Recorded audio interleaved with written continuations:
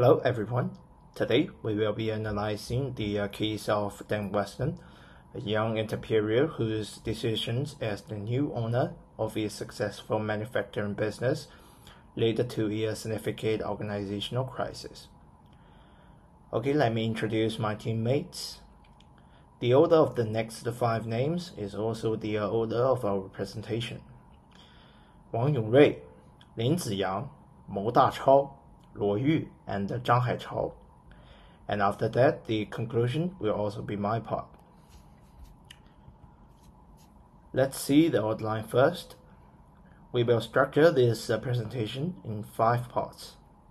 Case background and summary, key organizational behavior issues, relevant organizational behavior theories, evaluation of leadership style, recommended solutions. So the first part is case background and summary, and I will describe it in 3 points. The first one, initial business success. Dan Weston, a high achiever and MBA graduate in engineering, purchased a profitable food manufacturing business in the early part of 2021 with a $20 million inheritance. The business was financially sound with a stable and loyal workforce, efficient operations, and a strong management team. Second, sudden leadership changes.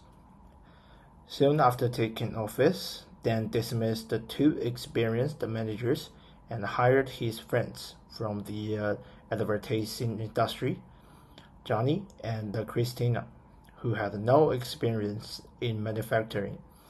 They focused on product expansion with no understanding of the operations requirements, and the expenses rose and the productivity fell. Third, escalating crisis. In an attempt to reverse low levels of production, Dan employed a consultant who introduced the strict ranking procedures. This further reduced the employees' morale and led to a lawsuit and a mass walkout. The business suffered both legal and financial problems. And next, Ziyang will introduce the key organizational behavior issues. Thank you. My name is Xing Jiang, and I want to talk about key organizational behavior issue. The first one is impulsive leadership and flawed decision making. One of the most serious organizational behavioral problems in the current case is the bad quality of leadership displayed by Dan Weston. Rather than taking significant decisions on the basis of data, professional judgment, or stakeholder inputs, Dan relied on personal prejudice and impulsive. The dismissal of 2 experienced managers in the first month on the mere basis of coming across as arrogant reflects the lack of strategic leadership and emotional quotient. Their replacement in the form of Johnny and Christine did not possess any sectoral knowledge relevant to the business, leaving the operating division with a leadership vacuum. The second is collapse of organizational culture and trust. The second major issue is the erosion of the company's previously strong organizational culture. The firm enjoyed high morale among the staff, low turnover, and high engagement, indicators of a cohesive and harmonious workplace. Before the appointment of Dan, the foundation on which this exists were undermined through the introduction of new and familiar leadership, ignoring existing norms and failing to reinforce the core value of the organization. The abrupt cultural shock created uncertainty, disrupted group identity, and demolished psychological safety. The second is dysfunction and discriminatory performance management. Lastly, the introduction by Ray Curtis of a punishment-based ranking is a poisonous performance management practice, ranking employees in a secretive way without consulting and fairness engaged fear, destroyed motivation, and violated employment contracts. It generated perceptions of discrimination and imbalance in power as well. It did not drive productive, but accelerated this engagement and increased legal and ethical risk. It indicates the necessity for evidence-based and inclusive HR practice to establish trust and equality. I'm Speaker 3, Mo Dachao. Today I want to talk about relevant organizational behavior theories. Harburg's series says job satisfaction comes from two things. Hygiene factors means basic needs like fair pay and job security, and motivational factors, things like recognition and growth. In this case, race ranking system hurt hygiene factors, making employees feel stressed and unfairly treated. At the same time, Johnny and Christine didn't offer any real motivators to keep staff energized. Without stability or inspiration, workers lost morale and started quitting. Dan's leadership failed both needs. Okay, then I want to talk about social identity theory. People feel connected to their work group. The original team had strong trust and loyalty until Dan fired respected managers and brought in outsiders. Employees no longer see leaders as a part of the group. This broke trust and made workers resist change. Next, I will talk about New Way's change management model. New Way's model says change should happen in three steps. First, pray people. It means unfreeze. Second, make changes. It means change. And then stabilize. It means refreeze. Dan skips the first step. He forced changes without warning or discussing. Employees felt confused and upset because they had no time to adjust. The problem wasn't the change itself, but how it was done. Next, I will talk about Felder's contingency theory. Felder's theory says good leadership depends on the situation. Dunsfold, entrepreneurial style might work in a fast-moving startup, but not in an established company with long-term employees. Because he didn't adapt, he clashed with the team and lost their trust. Okay, thank you everyone. Welcome my teammate Luo Yu. I'm the fourth speaker, Luo Yu. In my part, I will introduce the topic Evolution of Leadership Style. The first part, Dan's authoritative leadership approach. Dan Weston's style of leadership in the case is best described as authoritative. The authoritative style is most often associated with clear direction, decisiveness, and top-down control. Dan acts swiftly to assert authority by firing managers, appointing replacements based on personal loyalty, and imposing control mechanisms to address performance issues. His goal seems to be fast change, without focusing on the people dynamics in the business.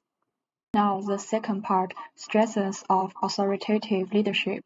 Authoritarian leadership can work in situations that call for rapid decision-making or rapid change. Confidence, action orientation, and a desire to improve the business are not bad traits. Far from it, they will guard against stagnation. His activist style might have conveyed energy and dynamism to investors or external shareholders as well. Emotional awareness and strategic thinking can enable strong leaders to create a compelling vision. In that case, however, such a potential stressor was undermined through incompetent exclusion and in-group thinking. The third part, limitation and negative impact. The disadvantages of Dan's leadership outweighed the benefits. His decision-making was exclusionary, non-consultative, and insensitive to the environment. By removing experienced leaders and appointing inexperienced friends in place of them, he sent the signal of favorism instead of meritocracy. His inability to raise the organizational climate resulted in cultural erosion, workforce disengagement, and litigation. Rather than unifying the workforce, he created fragmentation, tension, and feelings of betrayal. Moreover, his control and third-base leadership exposed no emotional quotient and ignorance about the dynamics of people's lives. In conclude, there's a better fit, servant leadership. In contrast, a servant leadership style, a style based on empathy, encouragement, and collaboration, would have been more suitable. It would have preserved the solid organizational culture, motivated employers, and produced long-term change. Dan should have led through humility instead of hierarchy. Now, let's move to the part 5, the solutions. What should Dan do? Solution 1, also I think the most important one, rebuilding organizational trust and culture. The organizational culture breakdown is the most urgent issue in Dan's company. Dan's knee-jerk decisions, changing experienced leaders with outsiders, disregarding voice within the organization, and establishing a punishment-based performance culture. Dissolved that cultural foundation. Restoring trust is the foundation of re-establishing moral commitment and performance. Based on the given solution, I will propose the specific implementation plan. Dan should begin with the cultural analysis through anonymous surveys and focus groups to determine employee concerns and values.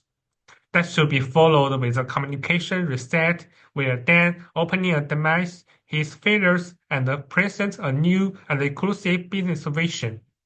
He then must re-empower internal leaders like foremen and engage them in the decision-making process. The elimination of taxi system like the ranking system embraced by Rain is necessary in the reconstruction of psychological safety.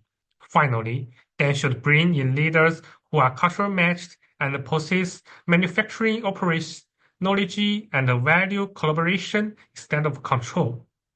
Besides, there is another solution that I think is feasible. Solution 2, addressing the legal and HR crisis. The legal action initiated by the production team strengthens the firm's reputation and finance seriously. It is necessary to resolve the crisis in order to ensure the future of the firm and regain internal legitimacy. And the implementation plan is that, first, Dan is to consult legal counsel and engage in respectful negotiation with the union immediately.